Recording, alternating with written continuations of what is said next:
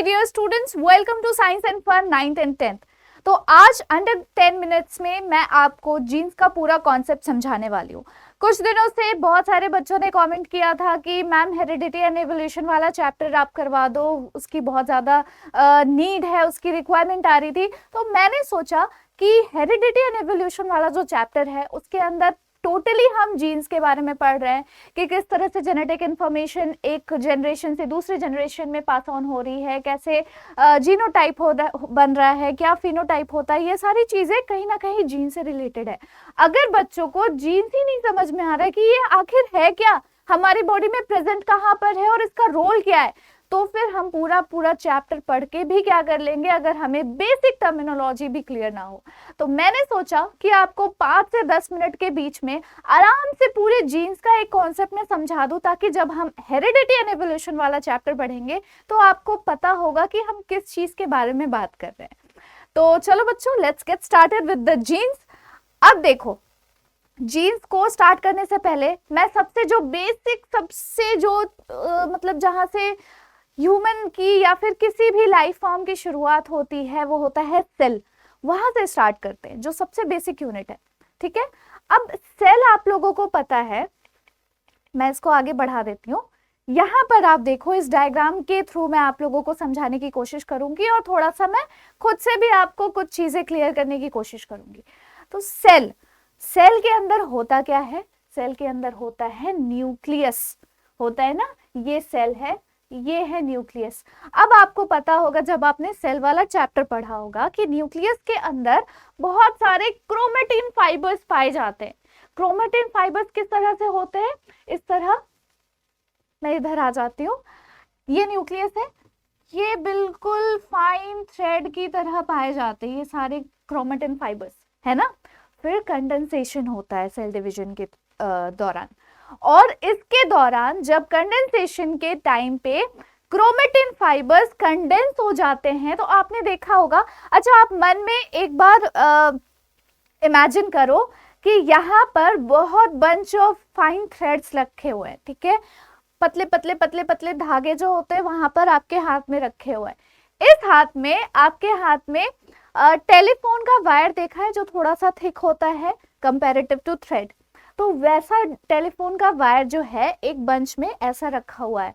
तो अब आपके मन में ये चीज क्लियरिटी आ गई होगी कि थ्रेड से काफी ज्यादा थिक होता है टेलीफोन का वायर। उसी तरह से क्रोमेटिन फाइबर्स जब कंडेंस होते हैं तो वो टेलीफोन के वायर की तरह कंडेंस होकर बना देते हैं क्रोमोसोम्स।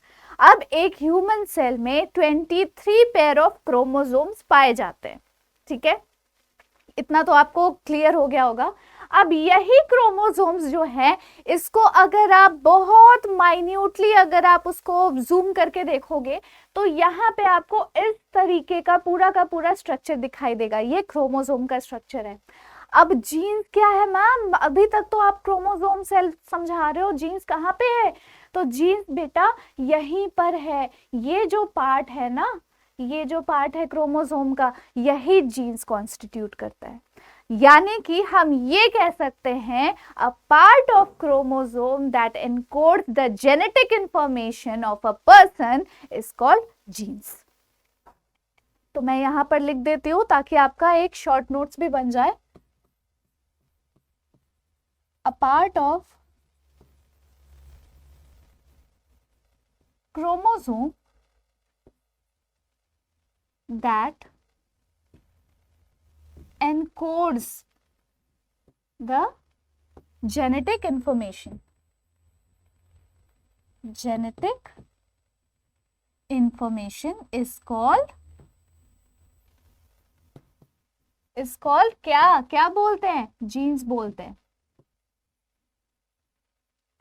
अब देखो, ये मान लो इस तरीके का हमारा क्रोमोसोमल स्ट्रक्चर है जो अभी हमने इसमें देखा, ये ठीक है, ये दिख रहा है आप लोगों को, ये क्या है? क्रोमोसोम का स्ट्रक्चर है, ये क्रोमोसोम है।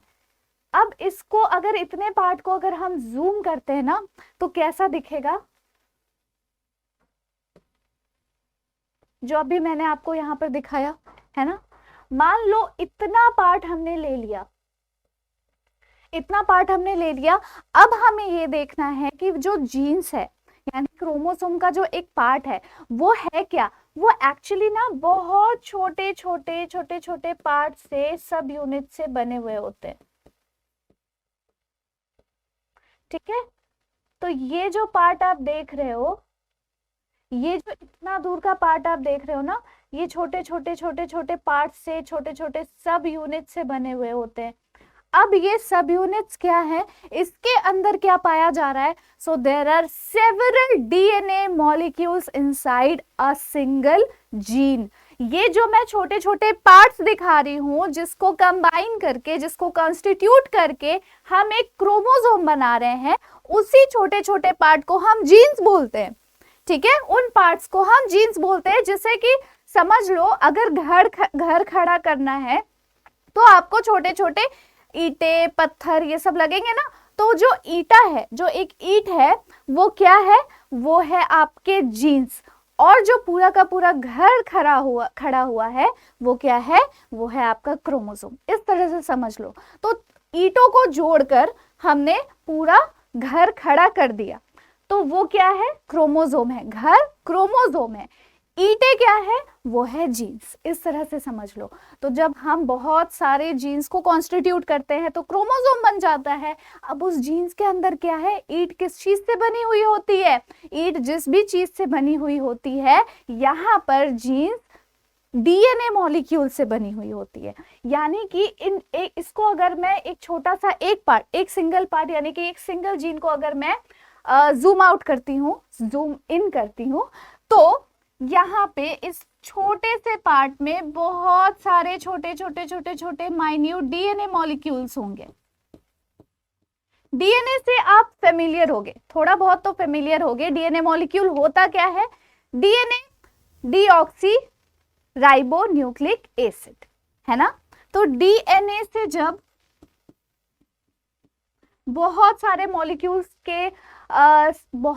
मॉलिक्यूल्स ऑफ डीएनए से जब जीन्स बनते हैं, तो डीएनए भी तो किसी चीज से बनता होगा ना, है ना बच्चों। तो डीएनए किस चीज से बना होता है, 3 चीजों से बना होता है। सबसे पहली चीज होती है sugar base. Sugar base plus क्या होता है उसके साथ, फॉस्फेट ग्रुप। फॉस्फेट, अरे मैम क्या आपकी स्पेलिंग भी सही से नहीं होती फॉस्फेट की, पता है यहाँ से ना दिख भी नहीं रहा ठीक से, इतने कॉर्नर पे मैं देख रही हूँ। Phosphate, phosphate group, sugar plus base plus phosphate group. तो 3 चीजों से मिलकर डीएनए बनता है। बहुत सारे डीएनए मॉलिक्यूल्स मिलाकर जीन्स बनाते हैं, और जीन्स जो हैं वो छोटे छोटे जो पार्ट्स होते हैं जीन्स के, वो कॉन्स्टिट्यूट करते हैं अ सिंगल क्रोमोसोम, और एक सेल के अंदर 23 पेयर्स ऑफ क्रोमोसोम्स पाए जाते हैं। तो इन्हीं जीन्स में क्या होता है, जेनेटिक इंफॉर्मेशन होता है, क्योंकि वो डीएनए कैरी कर रहा है।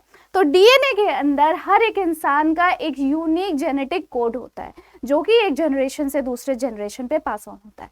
अब आपको समझ में आ गया होगा कि जीन्स किसे कहते हैं। मैं एक बार फिर से आपको रिवाइज करवा देती हूँ। ये एक ह्यूमन बॉडी है, ह्यूमन बॉडी के अंदर बिलियंस ट्रिलियंस ऑफ सेल्स पाए जा रहे हैं। एक सेल को अगर उठा लो तो एक सेल के अंदर एक न्यूक्लियस पाया जा रहा है। न्यूक्लियस के अंदर बहुत fine thread like chromatin fibres हैं। वही क्रोमेटिन फाइबर्स जब कंडेंस होते हैं तो आपको दिखेंगे एक कंडेंस्ड क्रोमोसोम्स। कंडेंस्ड क्रोमोसोम्स को अगर आप जूम इन करोगे तो आपको इस तरीके का क्रोमोसोमल स्ट्रक्चर दिखेगा। और अगर आप एक पार्ट को, उसके एक छोटे से पार्ट को जूम इन करोगे तो आप ये देखोगे कि छोटे छोटे टुकड़ों से मिलकर क्रोमोसोम बना है, और वही छोटे टुकड़े को हम जीन्स कहते हैं।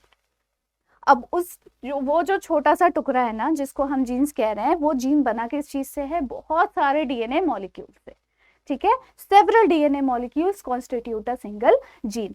और डीएनए का हमें पता है कि वो हमारे जेनेटिक इंफॉर्मेशन को कोड करता है, जेनेटिक इंफॉर्मेशन को कैरी करवाता है एक जनरेशन से दूसरे जनरेशन। कैसे ये वाला प्रोसेस हो रहा है, कैसे ये मैकेनिज्म हो रहा है, जब आप हायर स्टडीज में जाओगे, 11th-12th में जाओगे, तो वहाँ पे आपको पूरी की पूरी मैकेनिज्म समझ में आ जाएगी कि किस तरह से जेनेटिक इंफॉर्मेशन कोड होती है। तो मॉलिक्यूलर बायोलॉजी में हम वो सारी चीज़ें पढ़ेंगे। अभी फिलहाल हेरिडिटी एंड एवोल्यूशन चैप्टर को ध्यान में रखते हुए उसके पॉइंट ऑफ व्यू से आपको जीन्स के बारे में जितनी भी नॉलेज आपके लिए रिक्वायर्ड थी उतना मैंने आपको समझा दिया है। एंड आई होप कि आपको जीन्स के बारे में सारी चीज़ें समझ में आ गई होगी। सो अगर कोई भी डाउट है तो प्लीज़ कमेंट करना, तो मैं आपको ना ये जो भी डाउट होगा आपको हेरिडिटी एंड इवोल्यूशन वाले चैप्टर में बिल्कुल अच्छे से क्लियर कर दूंगी। सो ओके बेटा, आई होप आप लोगों को ये वाला कॉन्सेप्ट अच्छे से समझ में आ गया होगा जीन्स का। जीन्स क्या होते हैं, क्रोमोसोम्स क्या होते हैं, एंड डीएनए क्या होता है, डीएनए किस चीज से बना होता है। अगर आपसे कोई पूछे तो शायद आप पूरा का पूरा मैकेनिज्म जैसे मैंने आपको समझाया, आप समझाने के लिए आप उसके लायक हो जाओगे। So thank you so much and I hope कि आपको ये कॉन्सेप्ट समझ में आया होगा। अगर समझ में आया होगा तो give a thumbs up, give a like on this video.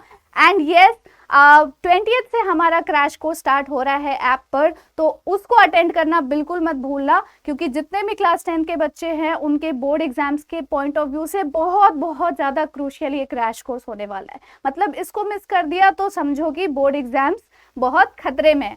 तो बिल्कुल जल्दी से डाउनलोड कर लो इस ऐप को और 20th के लिए बिल्कुल रेडी हो जाओ। उसके बाद से एकदम बकल अप कर लेंगे और फिर हम एक अच्छी सी प्यारी सी जर्नी स्टार्ट करेंगे क्रैश कोर्स की। So thank you so much बच्चों एंड ऑल द बेस्ट।